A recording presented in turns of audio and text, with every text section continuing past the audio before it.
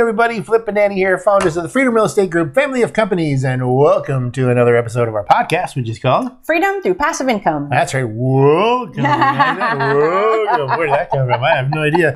Anyway, welcome to another episode, and this episode is How to Talk to Your Spouse About Money and Find Common Ground, Part 1. The why. That's right. Yes, this is, we got a 4-part series, a mini-series docudrama. But anyway, this is part 1 called The Why. Yes. I'll let you take it over. Okay, so we're going to go through, this is actually something I'm the spouse, right? Yeah. Okay, I'm playing the spouse in this 4-part series. This is something I asked in our Freedom Through Passive Income Facebook group at one point in time. Are you and your spouse on the same page about money? And it was surprising how many people said no. And I thought... I'm not even on the same Facebook page. So,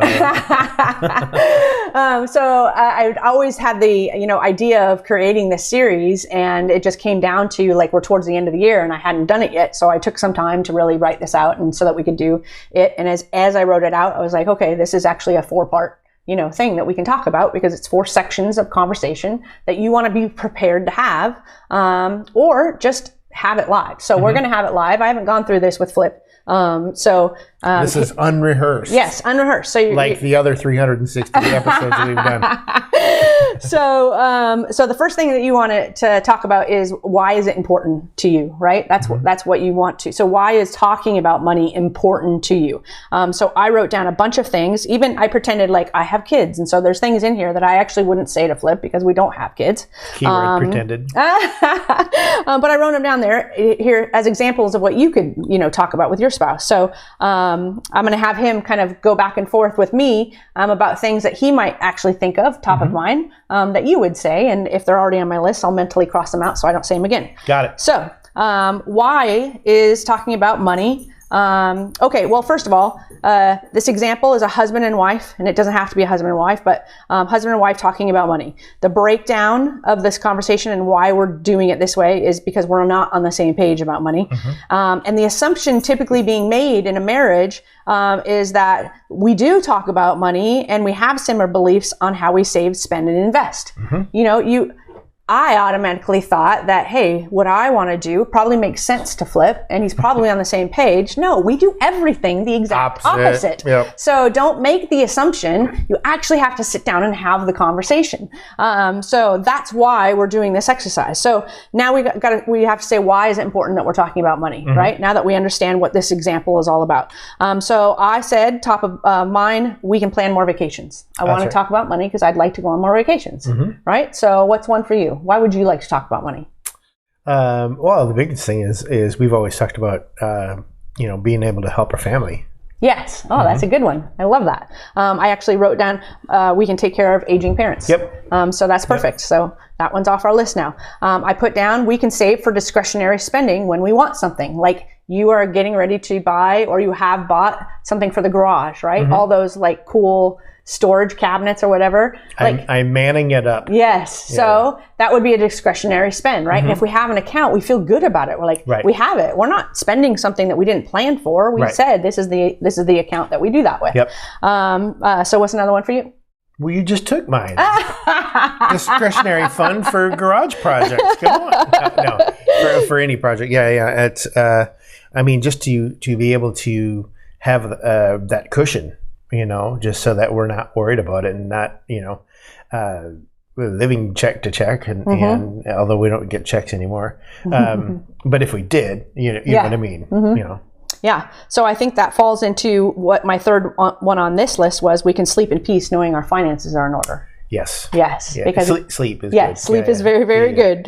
I also we can teach our kids how to do this by doing it ourselves so that we can set them up for success. Because I think 90% of the world says, hey, I didn't have enough education about finances when I was growing up. Yep. And that's why I'm poor, or that's why I'm broke, or that's why I'm living paycheck to paycheck, because I was never taught what to do. So as a parent, I would feel very powerful about, if we do this, our kids are going to get to learn. They could even participate. Yep. And that means they're better humans, right? Better people, more responsible. So I love that one. And the next one ties into it because we can change our family's future by starting now to create generational wealth. Because a lot of generational wealth is actually the education behind it, right? It's passing on the knowledge from parent to kid of what to do, how to do it, and knowing how to handle your finances is a big piece of that generational wealth transfer, right? Am I making it up, or is there wasn't that game called Cash Flow? But isn't there like a game for kids? Isn't Yes, there a Cash Flow Kids? Cash Flow for Kids, yeah. It's a Rich Dad, Poor Dad, Robert Kiyosaki thing. Yep. Google that if you have kids. Yes. Apparently, it's a really, really great game. We don't have kids, so we never. We don't have that game. I actually think I bought it for Stephanie's family. You did. My sister's family. Yep. Yeah. Okay.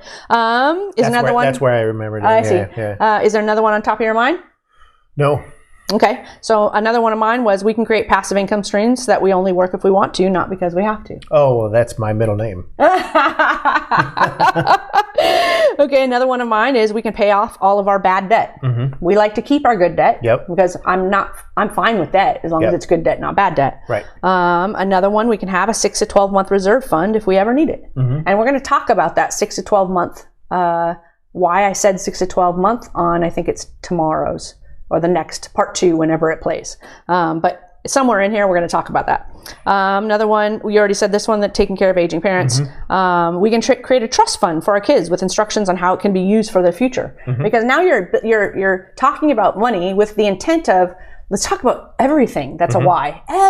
Just think. Why? Why is money important to me? Why is being smart about money important to me? And so as I started thinking about it and writing all this down, I'm just like, oh, we could do this. Oh, we could do this. And that's a goal of this exercise, right? Yeah. Kind of get excited and have fun with your spouse, thinking of all the things that you could do with money if you got on the same page. Right. Right? And so another one is something that we're actually doing right now. We can get knowledgeable about tax strategies that save us money, asset protection that keeps our money safe, and pass this knowledge down to our children. That's right. Because this is something, again, we're in our 50s and now really, making very good money and therefore needing all of this information so that we can reduce our tax burden and protect ourselves from anything that unknown might happen.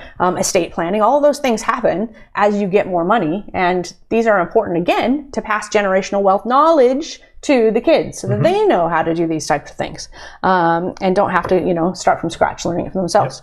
Okay, so the second half of this exercise, now, is there anything else that you can think of as an example? Okay. No.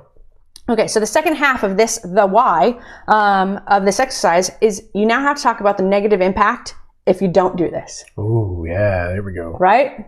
So the very first one, we continue to struggle. Yeah. Like you said, we're living paycheck to paycheck. Yep. And that sucks. Yep. Right? You have one? We're not sleeping. Yes, exactly. We're not having good night's sleep. Yep. We don't sleep well because we're worried. We continue to be stressed. Oh yeah. We always talk about the creep, right? Oh yeah.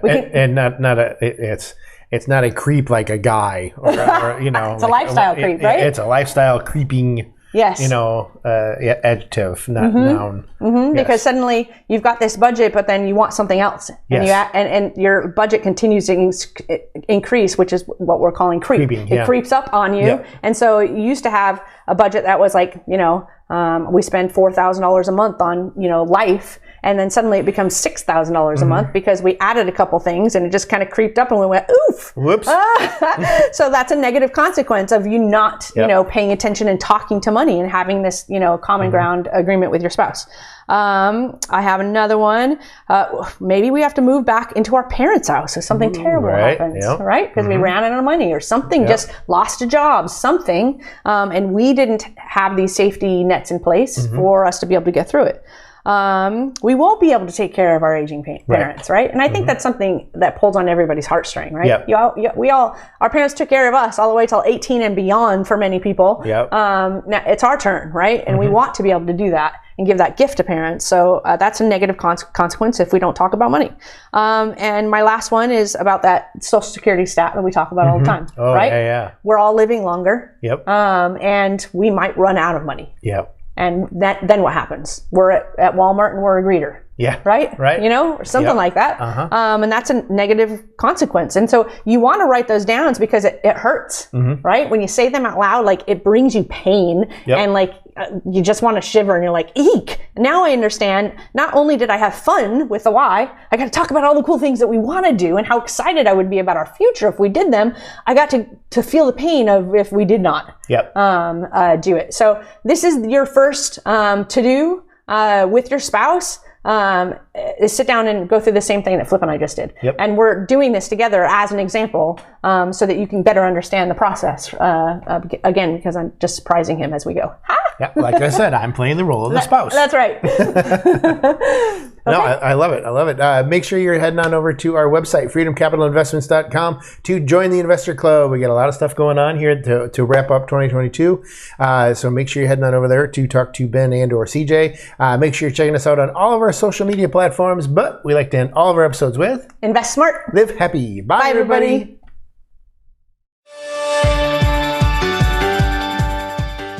Nothing on this show should be considered specific, personal, or professional advice. Please consult an appropriate tax, legal, real estate, financial, or business professional for individualized advice. Opinions and information on the show are not guaranteed. All investment strategies have the potential for profit and loss.